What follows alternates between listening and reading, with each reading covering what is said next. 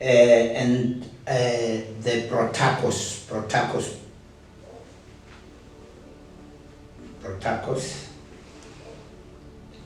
Now these three main bodies, with other 37 mother bodies, agreed to an amalgamated united body of the taxi industry.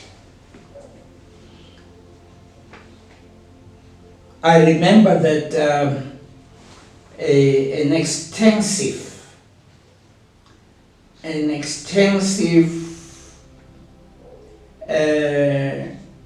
program was undertaken under Minister Dula Omar in all the 9 provinces to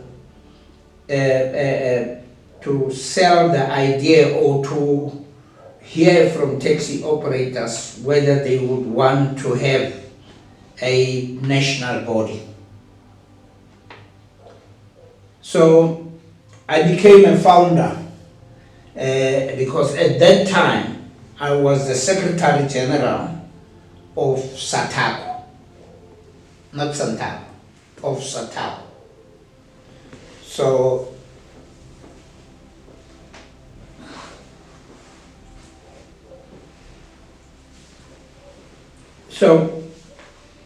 And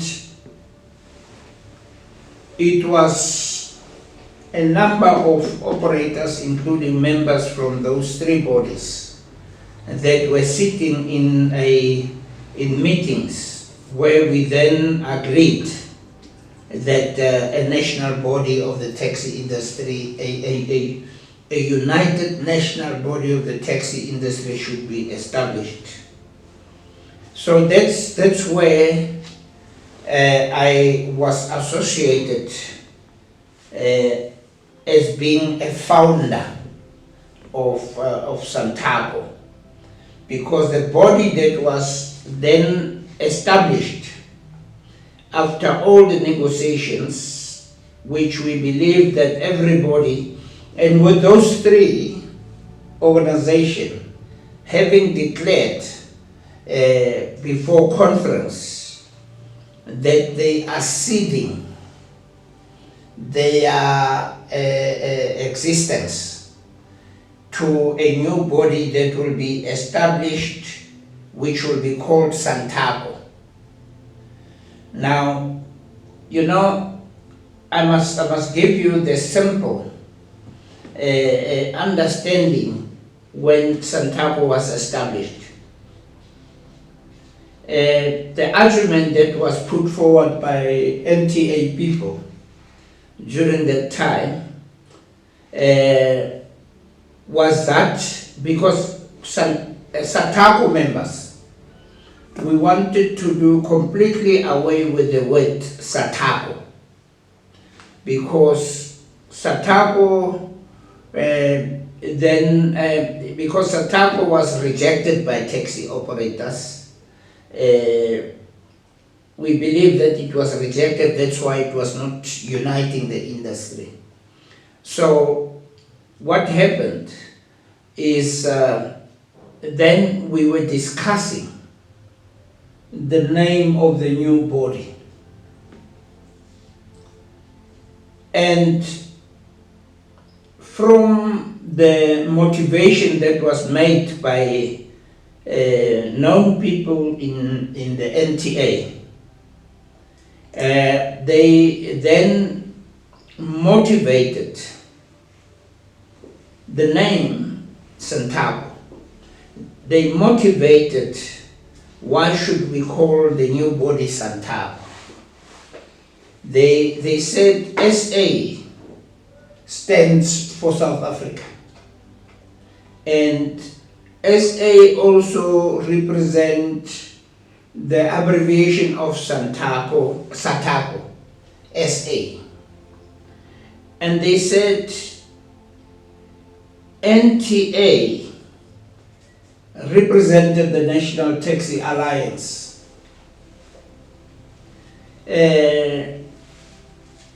And the CO represents council. So, which means that everybody will have been taken on board and no name would have been completely lost. The new name encompasses the negotiators and also the different. It was founded by the Taaibosch, NTA and Santaco with the assistance of government, of the South African government and the Department of Transport, led by Minister Dala Oman. So that is how Santaco was established.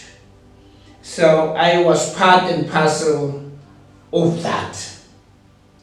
Hence, I regard myself as a founder, and I'm regarded by South African taxi operators as a founder, a member of Santaco. That's right. Did I explain the founder? Yes, I think the founder, it's now very clear that it was not only the operators, it was represented by the bodies that was representing all the operators in different provinces. Then they come together and then they negotiated to establish the National Representative Council. Then now there is this position of a secretary. Is it now covered on the Santaco, or you were also appointed after the formation of Santaco, then you become the secretary of the Santaco? Remember, Santaco was a body, but Santaco could not be a governing body without an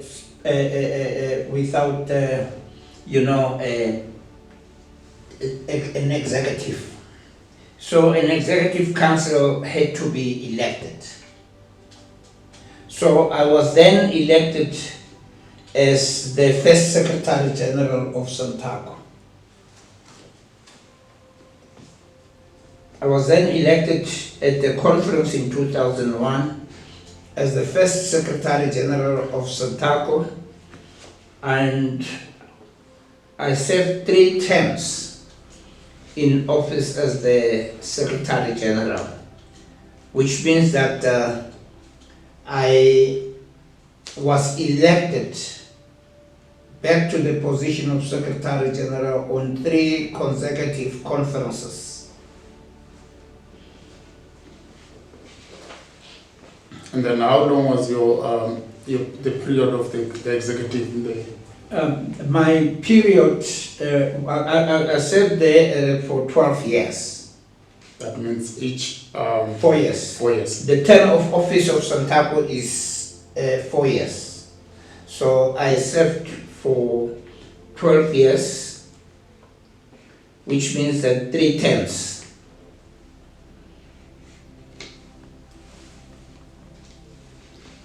Okay. That was since 2001, eh? Yes. Yeah, in 12 years thereafter. So in 2014,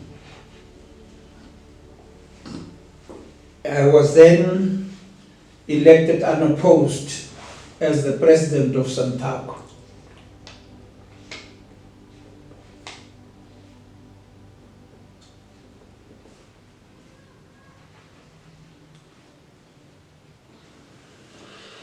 Now, the term of office of the president of Santaco is a 4-year term.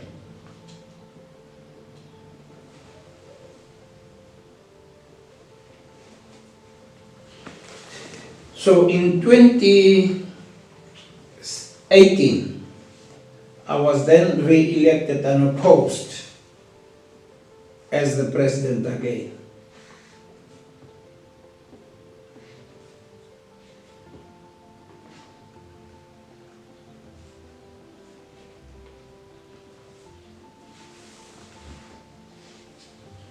So, hence, you saw that in my next conference, which was held in 2022 on the 9th of May,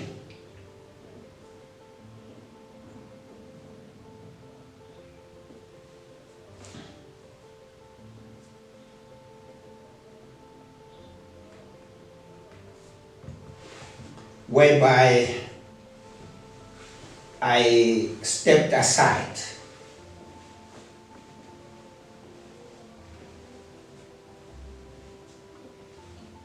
or retired, if you put it in whatever way, and from the position.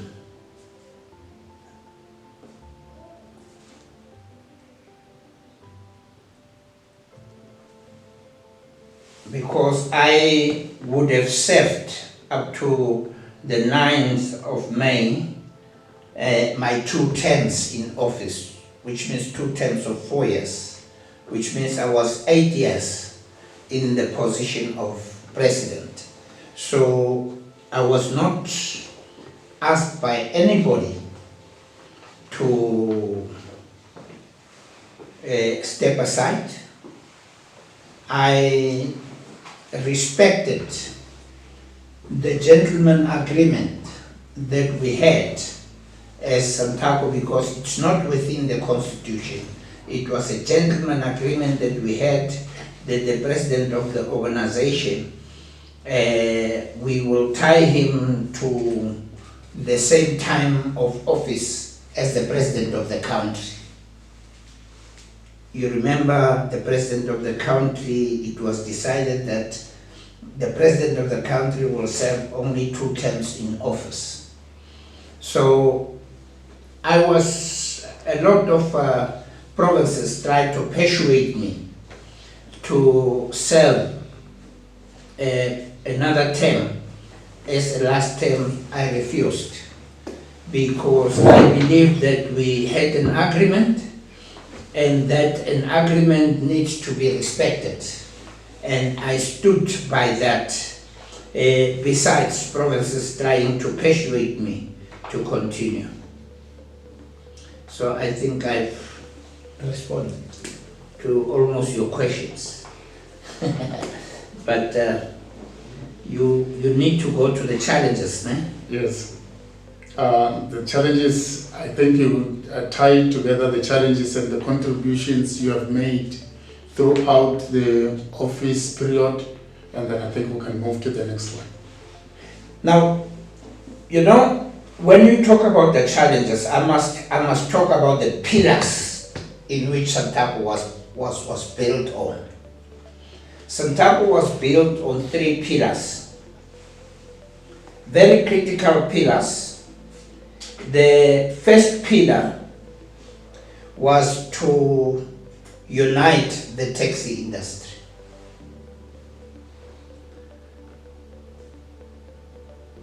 And the second pillar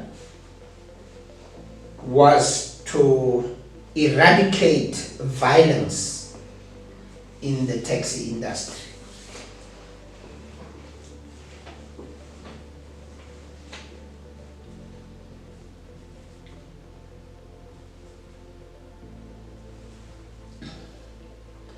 The third pillar, it's the economic emancipation of the taxi industry.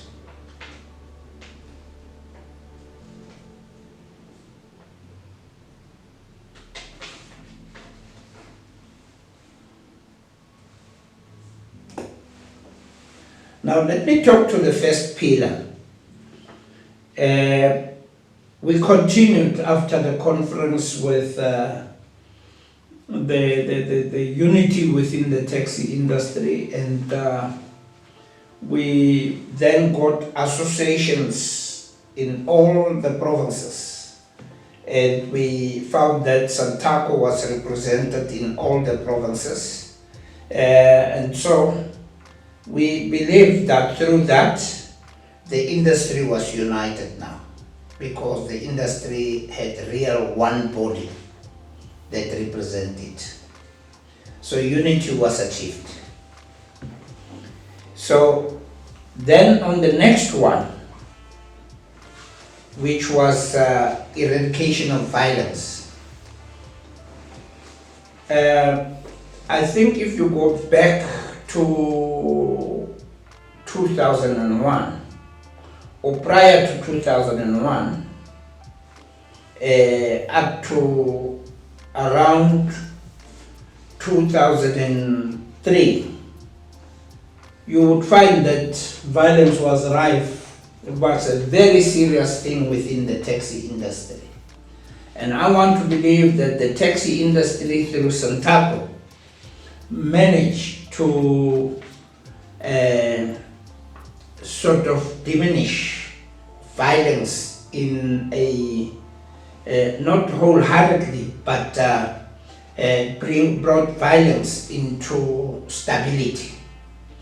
Well, I would not say that completely violence was eradicated, but violence was brought to a stability. And if you look even now in the country, you would see that the country is not like before, where you would hear every minute that somebody has been killed in the taxi industry. Even the attitude of the taxi drivers began to change. Hence, we even have a program called Hlokomela, which was intended to be a social responsibility program of the taxi industry, to ensure that we don't depend on the Arrive Alive campaign of government, but we come with something which we say it's an added value to what government was building in eradicating, accidents on the road, crashes, and lawlessness in the road. So I believe that and if anybody would not believe that apartheid's roots were very deep rooted in an African man,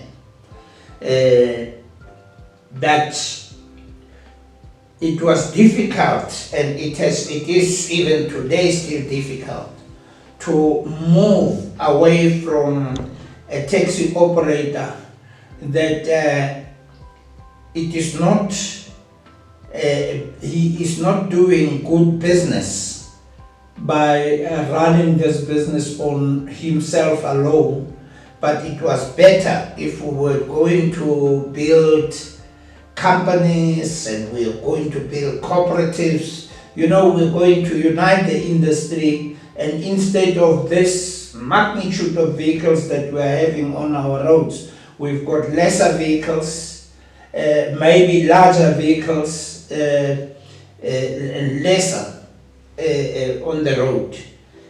So it's a mammoth task, let me tell you, to succeed in convincing an individual that it is not profitable for one person to have so many taxis when we've got a few passengers. So the beneficiary of the taxi industry, whether we like it or not, and in many cases I differ with a lot of people. When they say taxi people make money, I say it sounds as if they are making money, but the beneficiary is the passenger.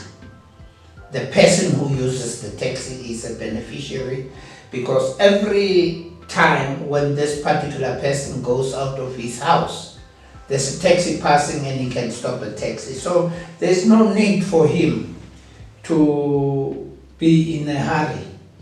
He starts at work at 8 o'clock, he gets out of the house at 7:30, he knows that by 8 o'clock he'll be at work. So the beneficiaries are the passengers, and one day I would like to debate this issue of beneficiaries, because a lot of passengers don't believe that taxi is the cheapest mode of transport in this country, South Africa, because it is operated on the the premises of the people who started the taxi industry during the Group Areas Act, because there was no transport for black people, and these people started this business. And when they started this business, it was to assist. It was not to make business, it was to assist our people to get from point A to point B. I can give a whole history about that one, but I just thought that I must just give you the 3 pillars, and we continue building on those pillars. We have not yet 100% completed those pillars, but we believe that we will continue working on those pillars until such time that we have achieved our goal. Thank you. Now, I think we can take a 2 minutes break so that we can just have a cup of coffee, and then we're coming back. Thank you. Thank you. Thank you. We are back. We're still proceeding with our history of our former president, Mr. Phillip Taaibosch, his journey through out his taxi industry involvement. Mr. Taaibosch, many a times when you're having the taxi, the forums and other functions or meetings, you usually invite Siyazi to be part of transport. Do you mind to share with us your relationship with Siyazi? Actually, let me start by saying Mr. Siyazi Oosthuizen as a person and Siyazi as a company. Yeah, I think Siyazi Oosthuizen has deep roots within the taxi industry. Siyazi was there with the establishment of Santaco. He used to give assistance to government, but also in 2002, Siyazi came forward to play a major role in advising Santaco. Remember that Siyazi is a transport engineer, and with his knowledge of transport, he assisted Santaco. Let me talk to the taxi recapitalization program. Just to give you a hint of what Siyazi Oosthuizen through his company Siyazi has been doing for the taxi industry. With the taxi recapitalization program, there was an open tender which government put forward for the public to tender to render services for, specifically in accordance with the taxi recapitalization program which government started. So Siyazi Oosthuizen could have approached other companies, but he decided to approach the taxi industry and say to the taxi industry, listen, here is an opportunity for you as a taxi industry. I've got a company, but I want this company to be in association with yourselves so that we tender together for the taxi recapitalization program. And indeed, the taxi industry did buy into Siyazi Oosthuizen, and as I'm speaking to you today, and we can only give thanks to Siyazi Oosthuizen that today, when a company which was owned by Siyazi Oosthuizen and his colleagues enters, they were owning 70% of the business, and they gave, because we didn't come in with money, we also didn't work towards anything, we just came in as a support group, and they gave us 30% ownership. But today I can indicate to you through Siyazi and Siyazi and Entas, we became then a 60% shareholder, which means that if it was not an opportunity created by Siyazi Oosthuizen, the taxi industry would not have seen the light in this particular project of the taxi recapitalization, because government put it as an open tender, and it was for any South African who was interested to tender for this program.